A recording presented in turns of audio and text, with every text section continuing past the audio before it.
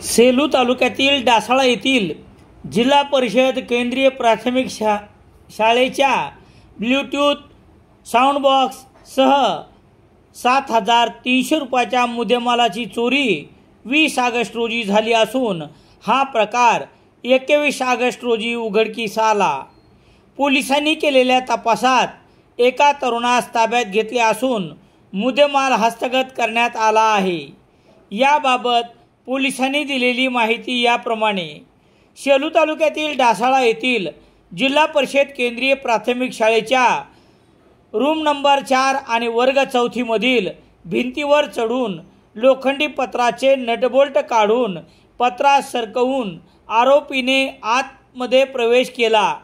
कुलूप नसलेल्या कपाटात ठेवलेले ECER टेप ब्लूटूथ असा 7,300 रुपयाचा मुद्देमालाची चोरी करण्यात आली।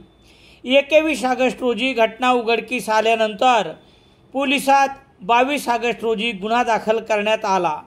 पोलिसांनी घटनास्थळ आणि शाळेची CCTV फुटेजची पाहणी केल्यानंतर निवृत्ती बंशी जाधव राहणार डासाळा यास ताब्यात घेतले असता त्याने चोरीची कबुली देऊन मुद्देमाल पोलिसांनी हस्तगत केला आहे।